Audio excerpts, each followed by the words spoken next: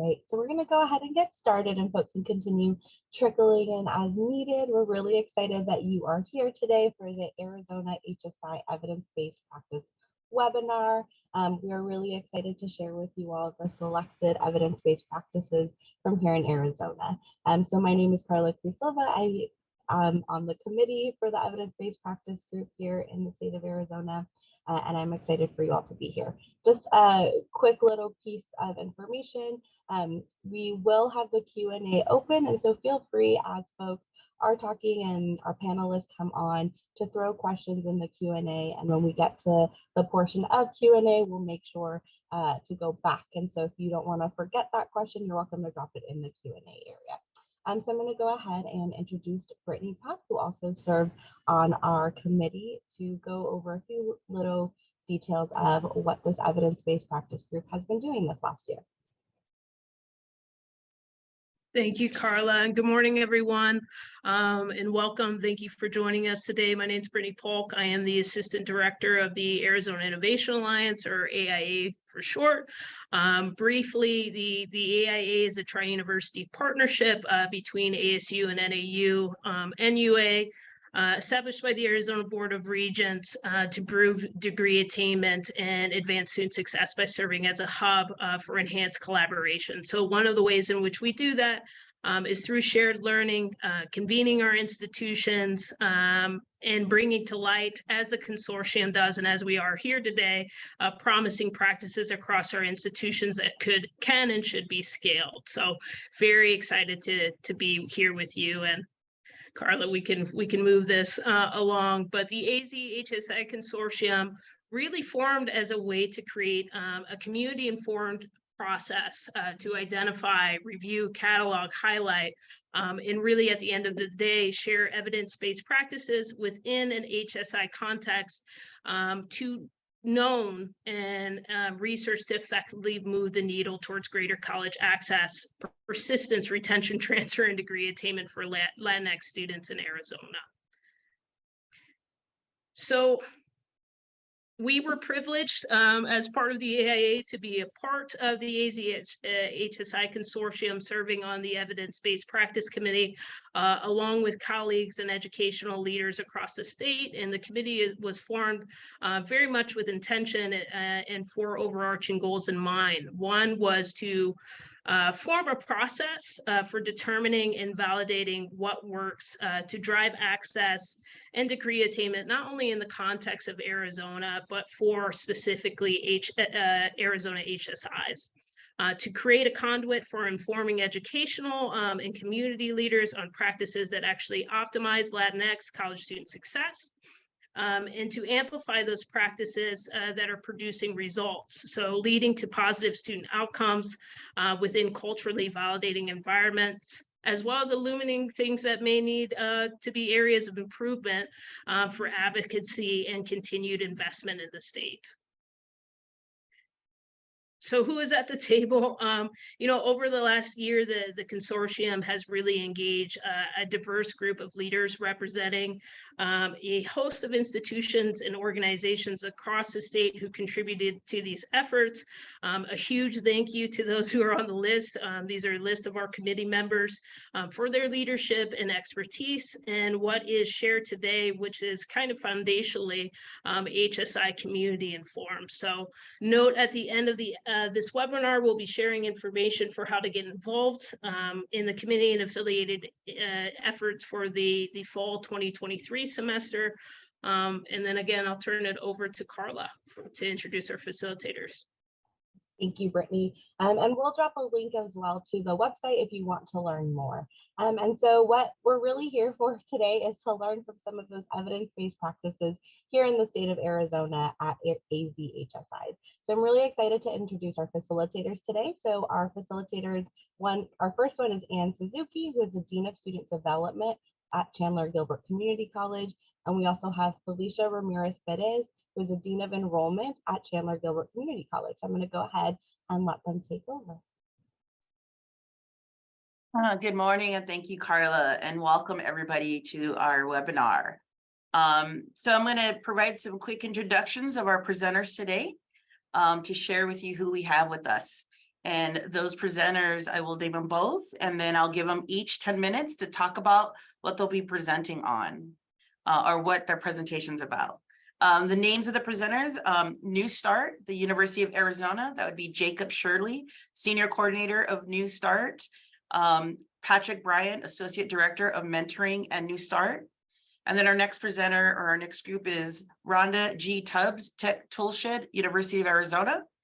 Travis Teeter, Manager, Technology and Operations, the University of Arizona Libraries, and Robin Huffel-Ebel, Department Head, Access and Information Services. So right now we're gonna provide them each 10 minutes to talk about their initiative. And I will bounce it on over to New Start in the University of Arizona.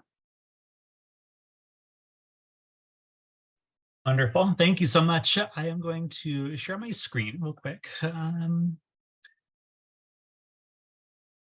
The question of the era, can you all see it? All right, perfect. Let me go ahead and make it full screen for you all. Perfect. Well, thank you all so much for having us today and for letting us be part of this webinar. This is really awesome to get to be in community with all of you and to share more about our program. It's something that I'm really proud of. Again, my name is Jacob Shirley. My pronouns are he, him, his, and I have the honor of serving New Start as the senior coordinator. I've been there since 2019 and also have experience as a student staff member back in 2010 and 2011. So this program is very near and dear to my heart. And so I'm going to do my very best to capture this in 10 minutes for you all. There's a lot of really great things to be proud of in New Start, so I'll give you kind of the Cliff Notes version. So first of all, just the overview of the history and the mission. So this is going to be our 55th year of New Start. We were established in 1969, so we're really proud of the long history that we have at the university. It's a very long-running tradition, something that the university has really invested in and helped us out with. And so I always like to say that every summer looks a little bit different. You know, we wanted to continue evolving, but ever since it began, it's been a 6-week summer bridge program for our incoming first-year students. So for this summer, the folks who are seniors in high school right now and enrolling in the university for the fall, they're eligible to come and join us this summer. And so we are here primarily to serve students from underrepresented backgrounds, first-generation students, and folks from low-income backgrounds. So we have a lot of ways that we work to center those experiences and those identities and provide them a full comprehensive transition to university life. So these photos, you'll see a lot of our staff members here. We're really proud of all of them. I just want to highlight 2 quotes really quickly. So one is from Zeke, who was one of our alum from 2018. He's a student that I was really proud of because he's an example of someone who went through New Start and ended up coming back to New Start in different ways. So he participated in 2018, returned as a tutor in 2019, and he loved that experience so much that he became a tutor student coordinator the following year. Now he's celebrating his admission to graduate school at Harvard University. And so just really exciting things going on for him. So you said New Start was the place that I was first able to call home at the university and push me to grow as a student and leader. This other quote came from Natalie Robinson, who joined us this past summer. She was a student in 2022 with us. She said, I've grown up a lot in these last 6 weeks. At first, campus seemed so intimidating, but I feel a lot more at home now. And what I like to point out about both of these quotes is that they both mention the word home. And that's something that I think is really special, that we really want them to try to find that home away from home when they join us, whether it's with us or whether we're able to connect them to another community on campus and just kind of find that place where they belong at the University of Arizona. So why do New Start? Why would students choose to spend their summer with us? So these are some of the key benefits that they can gain.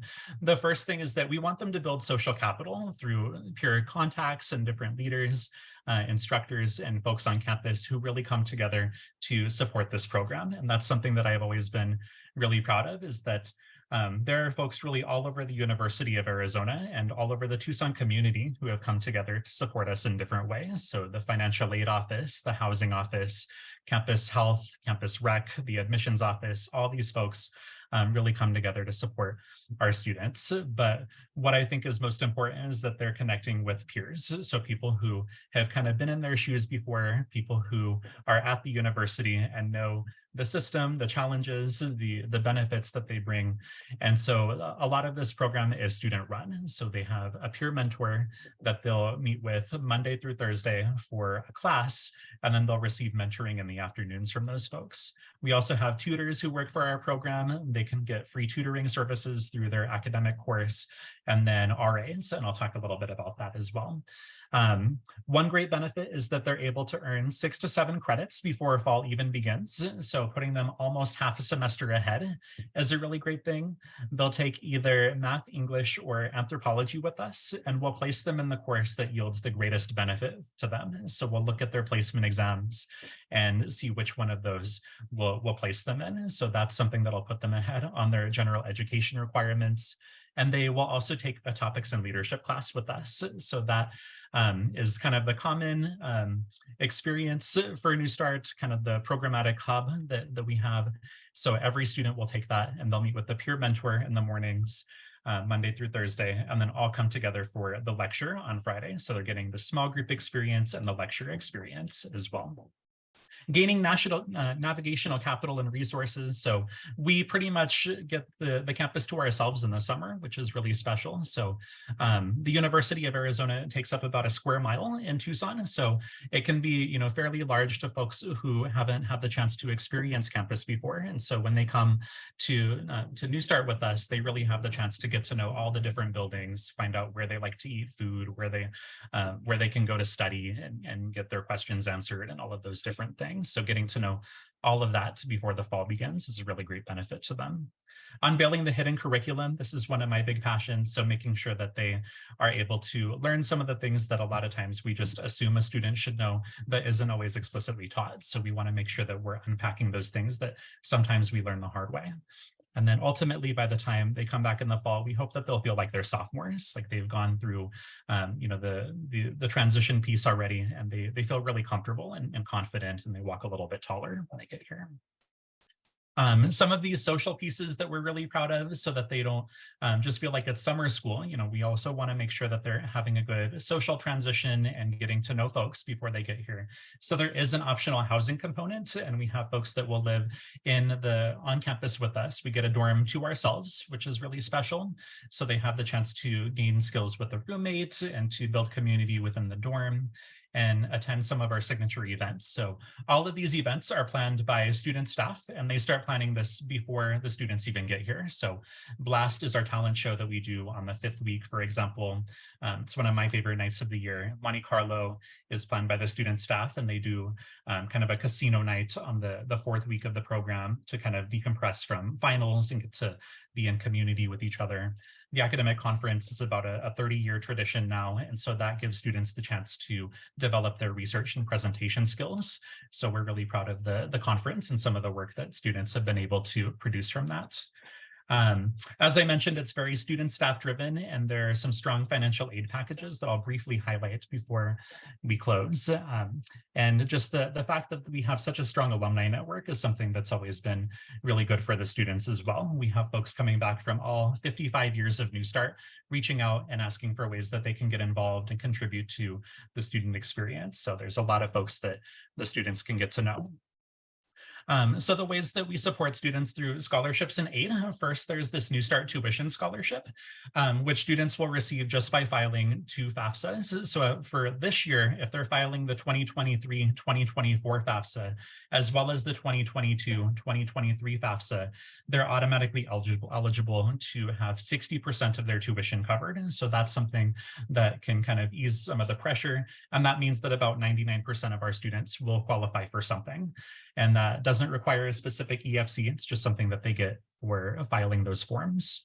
Most of our students will receive this Pell Promise, though. So if they're Pell eligible, then we will actually supplement any amount that or fill any gaps that they have that they still have in tuition and fees after they receive the summer Pell Grant. So we'll take a look at the EFC from the earlier FAFSA, and then we'll see if we can cover the rest of their tuition, mandatory student fees, as well as the dorm fee if they're in the hall with us. Then we also have this Friends and Alumni Scholarship. So that's a pool of money that's been generated by supporters and alumni who are really passionate about the program. And so when we run into students who maybe they narrowly missed that cutoff, they're not quite Pell eligible, but they still need a little bit of assistance to make ends meet, we have the opportunity to supplement some of those students and help them receive the rest of tuition and fees. So. And then their typical day. So we just asked them to block off from 8 to 12:15 Monday through Friday with us for those 6 weeks.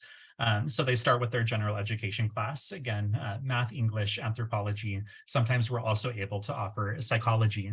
And so they'll be in a pretty small class with the aid of a tutor and an instructor and get the opportunity to be in community with them. They'll get a 30-minute break at the end of this class, and then they'll go to the topics and leadership class that I mentioned. And again, that's with a peer mentor. They're building their networks in there. They're exploring social justice topics, thinking more about student success and strategies for navigating the campus, and coming together for the lecture on Friday. So I tell them by 12:15, the formal part of their day is done and they can choose their own adventure. So we do have students who choose to work part-time, or they have family obligations, look after siblings and such. So all of those things can be done. But we also have these opportunities for folks to get involved in other ways. So if they want to attend tutoring, tutoring is open from 1 to 4. During the week so that they can get some assistance on their academic courses. They'll meet with their peer mentors a couple of times. And again, campus partners are providing a lot of support with different programs that they hold. The Passport to Health program has been one of our most widely attended over the past few years. So students get the chance to learn more about health and wellness in college. So mental health, sexual health and wellness, nutrition on campus, sleep habits, different things like that. And many other things that are happening with the colleges and campus partners. So that is New Start in a nutshell, and I have my contact information as well as Patrick's here, and we look forward to the Q&A in a little bit. So I just want to thank you all for having us here, and I look forward to chatting with you through the rest of the webinar. Thank you, Jacob. We appreciate that. Next, we're going to have the Rhonda G. Tubbs Tech Toolshed, University of Arizona, Travis Teeter and Robin Huff F. Abel speak to us now about their program.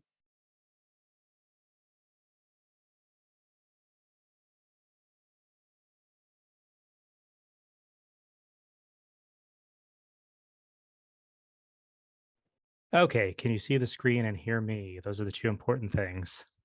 Yes, okay, great.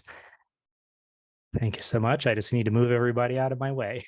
Yeah, and it's thank you so much for having us. I'm not going to linger too much on a couple of these first slides, but this is the Student Success District. This is actually where you can find Robin and I, although not at the moment because we're here. But let's see here, 1 second. And this is us, and it's Robin Huff Eibel. So I'm going to try and be efficient on our time. I will be doing the presenting, and Robin will be helping mostly with the Q&A. So this is to give you a sense of the kind of technology we have. So this is the Rhonda G. Tubbs Tech Toolshed. It was started in 2006 with 25 laptops by ASUA Senator Rhonda G. Tubbs. At the time, we were thinking that students would eventually have all their own technology, have their own laptops. It's 2023. We're still having this conversation. So that's not exactly how it panned out. We've grown at this point to have about 3,000 different pieces of equipment, around 1,200 laptops. So this connects to our UA Library Strategic Plan, which was launched in 2022. And it includes DEI, HSI, and Native American guiding principles, and has a strategic priority focus on supporting student success, particularly for historically underserved students, by delivering focused engagement programs with campus partners. So we want to ensure that the libraries are instrumental in all student academic success. So in order to establish these strategic actions, we had to first understand the tech usage by first-gen and underrepresented students. So those are the traditionally more at-risk students, right? So in 2022, we did a deep dive on understanding campus and technology use data. And in 2023, we looked at some peer benchmarking and developing partnerships. So our connection to serving this is particularly important to us. We wanted to understand the technology barriers that first-gen and underrepresented students face. Now, back up just a bit. I think most of us, when we think about student basic needs, you think about housing, you think about food, and you think about transportation.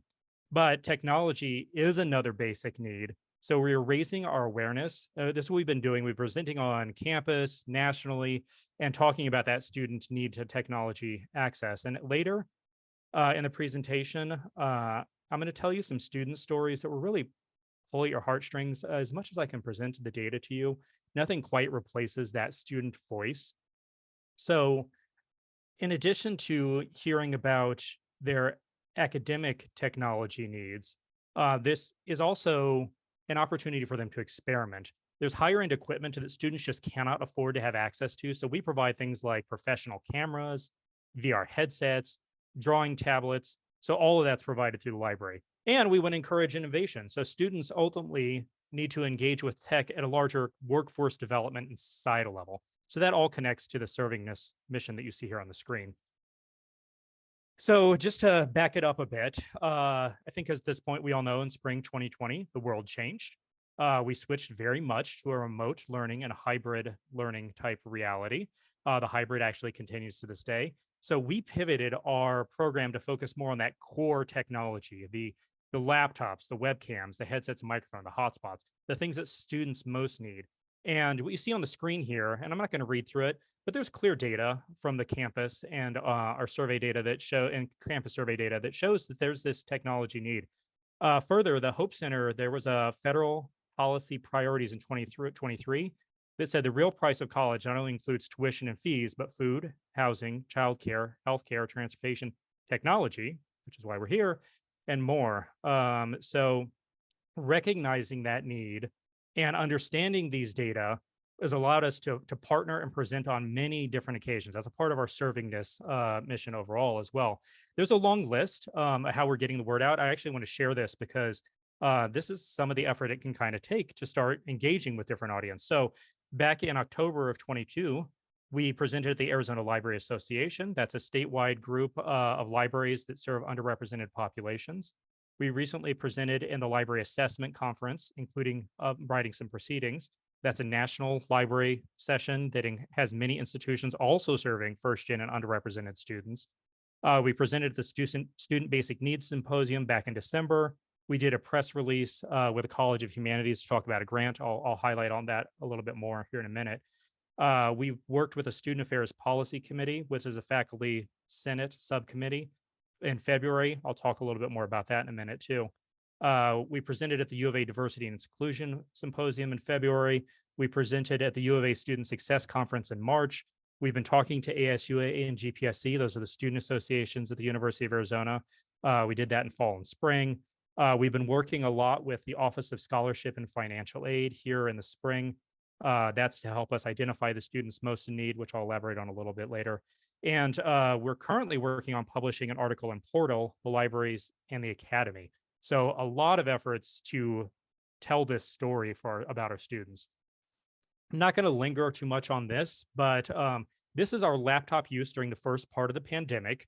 Laptops are our most popular item, so it's a good indicator of our overall program use. And just trust when I say that this aligns with campus demographics. That actually is better illustrated on this next slide, which also shows the alignment between campus demographics, our laptop use, and we did a survey where we had respondents, and the survey respondents' demographics more or less aligned with campus demographics. So what did we learn through that survey? So this survey, actually, back up just a minute, it was done in support of both retention and completion. So we did this in fall of 2022, and it illustrates the impact of our equipment lending. So the summary of the categories are here. Really, the most important one, the biggest learning for us, is this bottom item, the largest one, personal tech items broken or unavailable. Students in their stories were telling us they came in at one point, they had the technology they need, but it doesn't last for necessarily their entire career, especially if you think about how long those academic careers can span sometimes. Or they may not, they may have had part of it, but then they needed a supplement as well. So to me, again, I've said data tells one part of the story, but the most compelling evidence comes from those the stories that students tell us. So we had an open-ended question on how access to technology assisted them with their courses. And they described, in some cases, how they couldn't have completed their courses or how they might not have been able to even stay at the U of A without access to technology.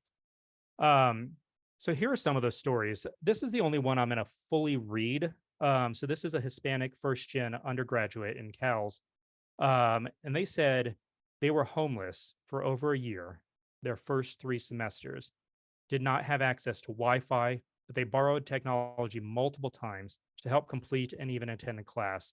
They are a non-traditional student, and they also had to work and provide for their family. So having access to the Wi-Fi and laptop allowed them to continue engaging in that course and studying. So this is a student who very much would not have been able to continue at the U of A if they did not have that access. And it's just, frankly, it's heart-wrenching for me to hear that this is part of our student experience, but it's a part of their reality.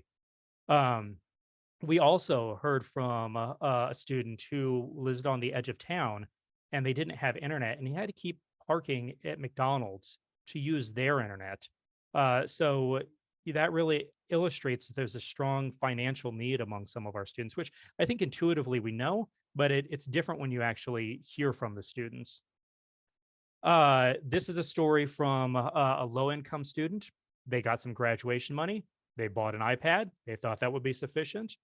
They signed up for a class, found out they couldn't use it, which if you have limited funds, that you can't just pivot and buy some sort of other technology. So this is back to that connection with the Student Affairs Policy Committee, that subgroup of the Faculty Senate. We're hoping to have faculty list the technology needed on the course syllabi so the students can make informed decision before going into a particular course. This is another one I'm going to read. So this also shows that it's not just an undergraduate problem. It happens to graduate students.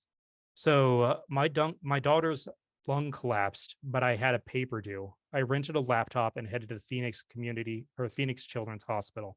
So you've got a student there who should be focusing on family's health, but instead has to also write a paper while in the hospital. And that's just a part of their lived experience as well. We have other stories from first-gen underrepresented students. All of these, actually, I just highlight a couple more from Hispanic students. We have a mother of 5 who is trying to be efficient while also taking care of her children at home. They were unable to afford the additional technology on top of tuition, right? They may not have considered that cost up front. Had a student who lived on a ranch where internet was spotty. They had to commute an hour to get to school, but with a hotspot, they were able to quickly download the software they needed for classes, projects, and assignments, and not worry about those midnight deadlines. They also had to borrow a graphing calculator, which they couldn't afford. And that may not seem expensive, but all those costs add up. There's so much technology required for students in order for them to be successful now. It's mind-boggling. And a calculator can make the difference between them eating or not eating sometimes. So some of what we've been doing to help expand this program is engaging in some partnerships. This one highlights a partnership with Humanities and UITS Campus Computing, where we recently got some grant money, which we are eligible to apply for as a Hispanic serving institution. $3 million for the grant, only a portion of that's coming to the library. There are a couple of prongs on it. The one is Humanities is focusing on better technology and broadband in classrooms like in the Pasquiyaki, Douglas, Thatcher, Yuma. That is great. I'm just going to focus on the second prong, which involves the library and the Rhonda G. Tubbs Tech Toolshed lending program, where we are expanding the amount of equipment we had because libraries are one of the great equalizer. So that's our main focus. So I'm not going to read this slide so much, but the grant, of course, means we can buy more technology. So we're going to be able to partner with some new individuals and get technology in the hands of students most in need throughout the state. And that's the looping back to the Office of Scholarship and Financial Aid. During the pandemic, we relied on partner referrals, which are still great, but we're increasingly trying to find a data-driven way so we can be sustainable and systematic in getting those students most in need. We're also looking at other possible partnerships in the future. Some of that survey, what you didn't see, was looking for more training specific to our technology. So we're looking at some partnerships there. There's others listed here, including talking with perhaps New Start and getting technology in the hands of students earlier in their academic careers. We're also going to follow up and do some additional data assessments in the coming fall semesters to keep hearing those stories, to keep getting that information about how students are currently using our tech. We're libraries, so we have lots of sources. If you want to do any more follow-up, it's all there on the screen. So, and those slides will be shared with you, I'm sure, at some point. So let me stop. I believe I'm okay on time, but You that's are. the highlight of our program.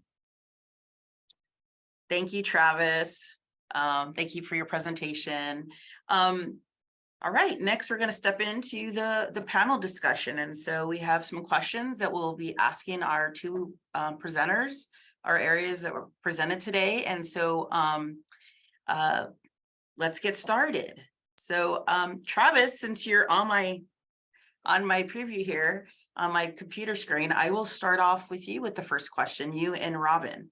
The first question is, what strategies do you use to tell the story about the impact of this program or service? Share the tools you may use, such as presenting at conferences, social media, annual report, or share with leadership.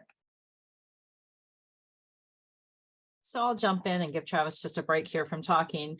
I think he mentioned a little on one of our earlier slides, all the various partnerships that and presentations and article that we just are submitting to the editor this week that'll get published and come out this summer. We've also done some things with our donors and also working with the campus, trying to fund endowments that could help sustain and possibly allow us to collaborate with particular underrepresented groups. So like the Native American students in particular, we're looking at a way to help support that as well. We've done a lot with social media, news presses.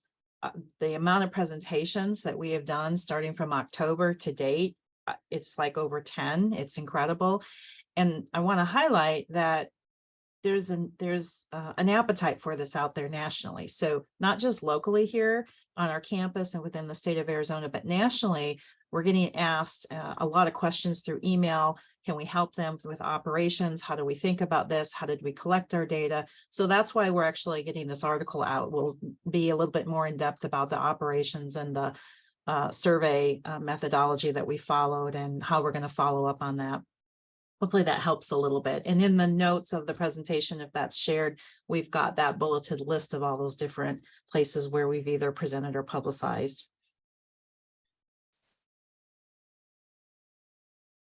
Thank you for that information. I'm going to jump to New Start and ask them the same question.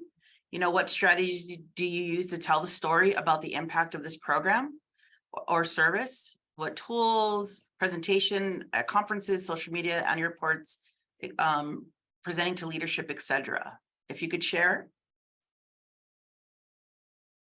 Yeah, so we've had a lot of really good support with this. The presentation that you all saw today is one that I take out to my students, and there's even more slides there and more information that I try to share with them about things that we've been able to do in the past.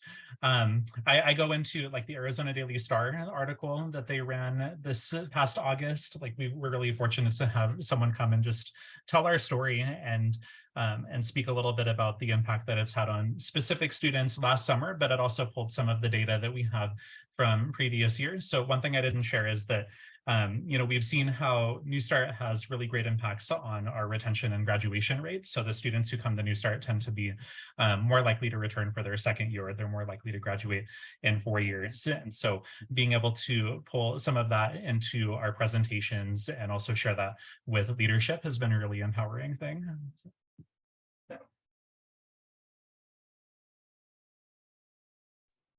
I might just add one other article that just recently came out. Jacob have worked with the Chronicle of Higher Education, and they did a feature on summer programs. And so it was kind of like they're rolling out these kind of feature set like offerings, kind of like mini magazine kind of things that they're working on as like a free offering that's not behind the paywall. And so one of the first ones they started was focusing on summer programs, and they were featuring New Start as one of the longest running summer programs in the country. is fantastic. So I'm just going to do a little plug as an alumni from U of A and who helped with New Start and Merits way back in the day, in that long running. So excited to see this fantastic work from both areas. It just makes my heart sing for our students. That said, we know we need support. So I'm going to ask Robin, what support from others did you receive in completing the nomination process? Actually, we've had so much support all along the way from our dean in the library, Sean Sutton, also Marla Franco with HSI.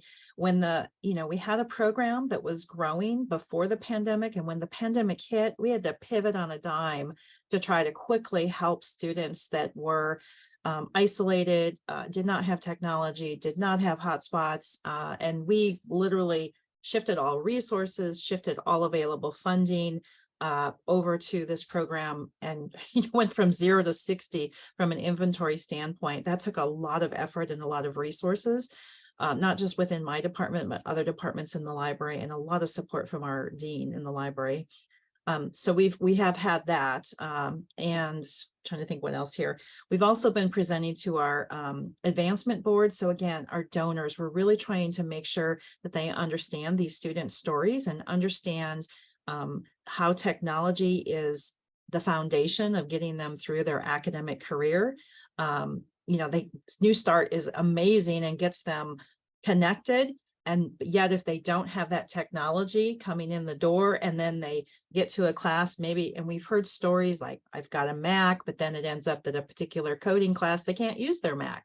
They got to have a PC. So even when they do have technology and it's a brand new piece of technology, it ends up not being the piece of technology that will work for that course. So we've had so much support, and including the Student Affairs Policy Committee. They were very welcoming and wanting to also help with faculty in the syllabi to see if they can change that for students on campus. So it takes a village, and we really have had a village behind us. Yeah, I think that syllabus change is such a great idea. Some simple thing to help students from the very beginning. Jacob or Patrick, Brian, how would you say that what support you got from others did you receive in completing the nomination process? So I can start, and I can echo something that Rodman said, is that it really does take a village. And that was something that I found working on this process. And I have been really fortunate that working in the Thrive Center, where New Start is housed, we have so many people who have been a part of the program in different ways. So Patrick is an alum, and so he has historical knowledge that I didn't have. Michelle McKelvey is our director, and she has additional knowledge. Bob McCune, is just so many people who work in our office and kind of participated in different areas of New Start. So they were able to tell different pieces of the story. And we were also fortunate to have a full-time coordinator for assessment. And I know that position is going to be filled again pretty soon, but she administers a survey at the end of every summer. And so she gets the words directly from the students about what they felt was impactful for them every summer. And then she's kind of able to follow them a little bit and figure out, do they come back for their following semesters? How do they do in the next class? So if they took Math 100, then how do they do when they get on to Math 112, for example? So being able to follow those things and get that data has been really helpful for us.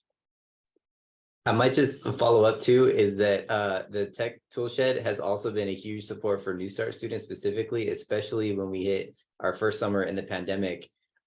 Just everything that Travis was mentioning in the presentation was a huge need for us in that first summer, because it was only a few months after everything had started. And when Robin mentions that they pivoted quickly, they really did, because we were able to have students get hotspots, laptops as they needed them already in June by the time that had happened. And so that I know that was a starting point for us really in kind of making sure they're utilizing the resource of the library, but they've continued to do that ever since. But I just wanted to echo what she mentioned, because I feel like that was so critical and helpful for us as a program starting in the summer fully remotely. Yeah, that really is a quick turnaround. If it was June, the pandemic started. Thank you so much. Yes, thank you. And right, it takes a village like you all described, and to work together across the university, as well as some of us working across our colleges. We can't do it alone, right, to support our students. And so it's great to hear this amazing collaboration work happening in support of students. My next question, and I'll jump it on over again to the Tech Toolshed group. With that, what aspects of your program do you feel centered around servingness? And what specifically did you share in your nomination to help demonstrate this?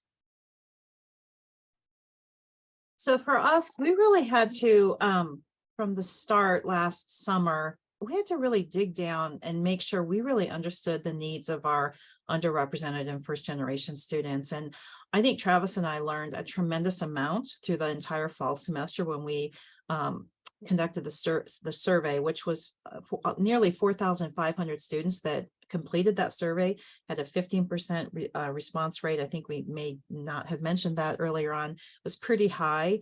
And we learned that, you know, the students that are coming in, and Jacob mentioned this a little bit when he talked about the morning program and New Start in the afternoon. And sometimes students have jobs. Often they have jobs. Often they have family commitments. We heard a lot from students through the surveys that they might have Wi-Fi at home, but they have so many family members and so many different needs that the speed and the throttle of what they have is not adequate for them to complete their academic program. We learned that, again, there's, you know, they might have a piece of technology and it breaks and they don't have the money to go and get it fixed. And yet they have to, assignments that are due and exams that are due, they need to quickly come in and get support. We learned that a lot of students, as Jacob talked about, you know, that kind of social integration, and our campus is large, and how do they spend that summer to understand the campus? They're hit with so much information during student orientation, New Start of student orientation, that often they don't either absorb or understand some of the resources that are available to them on campus. And so we've learned that we've heard a lot. I didn't know you had that. I'm a junior, I'm a senior. I didn't know you offered technology. So Travis and I have really had to work at how can we be more proactive? And that's what led us to the Office of Scholarship and Financial Aid. How do we upfront work with that office to identify the most at-risk students and see if we can be proactive and reach out to them before they may even know that they need help with technology? And maybe they don't, but I think we're trying to not just serve as students come to us, but really get in and how can we be more proactive? Thank you. I appreciate that. New Start, if you could share, once again, I'll read the question. What aspects of your program do you feel are centered around servingness? And what specifically did you share in your nomination to help demonstrate this? Yeah, so there were a few things that I thought of for this. I think the first part is that financial piece, the commitment to being able to support students and make the cost as accessible as possible. And as a result, we're able to get some students into the U of A who maybe didn't think that it was possible to come to the university, and they realize, you know, like we can help them during the summer. And then we have a financial wellness coordinator at the university who's there to kind of walk them through what fall might look like and kind of help them plan for their next 4 years. So that's been really good for students. I think the commitment to community building has been really good as well, especially the peer mentoring component. That's been such a fixture for New Start. And I'll talk to people from over the past 55 years who are still in touch with either the peer mentor that they had a long time ago, or, you know, somebody that they met in the program. I hear so many stories of alumni who come back and talk about the connections that they made. And I think that the peer mentor has just been instrumental in facilitating those connections. And so before the students get here, we actually spend 2 weeks with the peer mentors and with all of the student staff. And we give them a really thorough and robust training about different frameworks that they can use to center these students. And so we'll talk about using the funds of knowledge approach and, you know, talking in an assets-based, strengths-based lens when they're working with our populations. And so that's equips them to work with the incoming students, but I think it's also really enriching for them as staff members. So we'll often see them come back to us and, you know, either become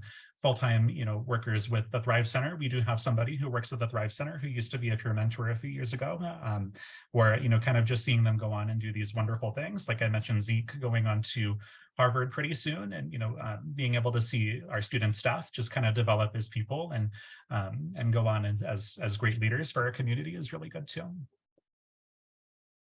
Might just add to what Jacob's saying is, like, I think I used this metaphor before with Jacob, but hopefully it's received well here. Is like, I think of New Start as kind of like a Miracle Grow of sorts, right?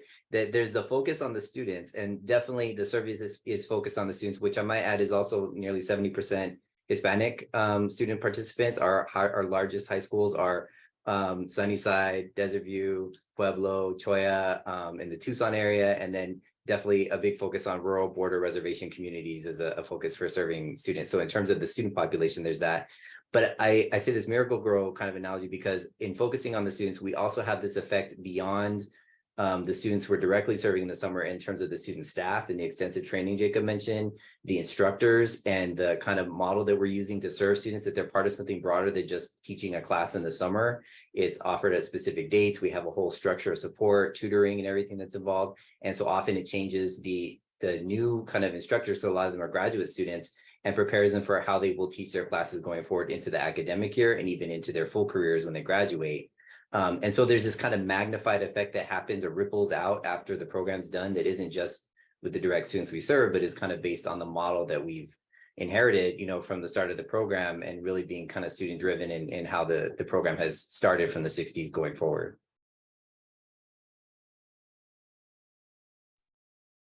Love the miracle grow. Okay, Robin, you kind of answered this earlier, but how do you work to get institutional support and to keep it? And can you share some specific examples? Well, I'm just going to say data, because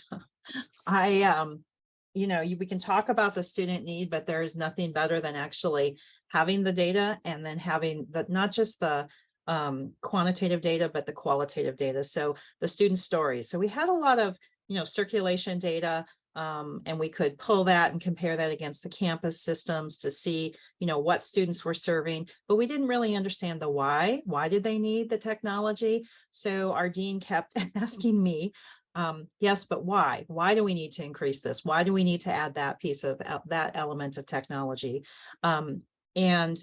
I was determined, and we were going to find answers to that, which is what led us to that larger fall survey of students, of 4,500 students. And when that information came back and those stories, Travis only highlighted a few stories. We have so many student stories. When I presented that at a library, all staff, I practically had employees in tears. And then the dean asked me if I would present that to our advancement board. And I did have a donor in tears. And I think that really, I can stand up and say how important this is. I can show evidence from the HSI websites, but having that data and those student stories, that combination is really what hit it home this year. So that's what we're trying to share within the state and nationally, how you can combine the qualitative and quantitative work and really kind of, push this as a larger issue. I think your point about qualitative data is important because people often poo-poo it, but it's really what makes a person, not a number, right, come alive. Sounds like that's how you really made that institutional support. Yeah. Jacob and Patrick, how did you work to get institutional support, and do you have specific examples as well? One thing I feel like we're really fortunate just because we've been around for so long now, and so New Start's had this kind of history behind it, and so that's something that we've had on our side. And I told them, I wonder how we got to that point, especially as New Start was first beginning, then how did it gain that support? But I think it really does start with a lot of that data that Robin was mentioning. We have the quantitative and the qualitative stories that we're able to share and kind of see how they're more likely to come back in their second year, and they have these wonderful comments that they can share about their time with their peer mentor. I also wanted to highlight another partnership that we have that's been really important, and that's the Basic Needs Center. So we have a center on campus that support students with housing insecurity, and they also have the campus pantry. So if a student is experiencing food insecurity, they can stop by and pick up some a free distribution of food. And then there's the campus closet as well. So before we do any presentations, or before a casino night, students can stop and pick up a free set of clothes to wear to casino night, for example. And so being able to develop all of these partnerships, I think, has been another piece. Being able to see this whole entire campus is coming together to support these students in different ways. And so I think that kind of gives us some leverage when it comes to gaining support from the rest of the institution. I think it helps to, in addition to the time, that means also we have a lot of alumni that are plugged throughout campus. I think that help to build goodwill and kind of support the program when we have kind of challenges with funding. And I don't doubt that the president understands what New Start is necessarily, but I mean, there's a lot to learn about the university, right? But is aware of New Start. And I think that is also a source of support, right? Is just that because it's been around for so long, it's something that people have on their radar just generally. If you're not a program that's been around for 55 years, part of it is just kind of like doing the work to kind of build that framework, right? And I think what's really big is just finding institutional supporters and partners. So like Christine, I think, is on the call. Dr. Salveson, she's our division head and has really gone to bat for New Start over the years in terms of making sure that we're getting the financial support we need to be able to support the fairly expensive work that we do during the summer. Is students are living on campus in a hall. That's not cheap, right? That they're taking these classes. We're giving them a 60% reduction in the cost of tuition just by filling out that FAFSA, and poof, it goes away. Like someone's covering that, right? The institution is covering that somehow.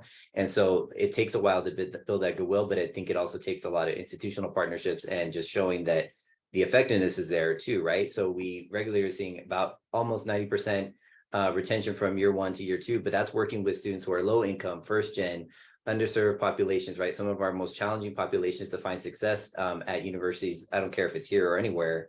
And so part of that takes the concerted effort and time and energy and work of people throughout the campus to do that. And so I think that's also evidenced by the financial support and being able to continue programs like this because of that. So awesome. Thank you. Thank you. Well, we're almost close to time. We have just a few minutes before our closing remarks. So I have one question left for each area. You guys have about a minute, just about a little bit over a minute to answer. What advice would you give to others who might be interested in nominating their program or service as an Arizona HSI evidence-based practice? Robin and Travis, if you'd like to share.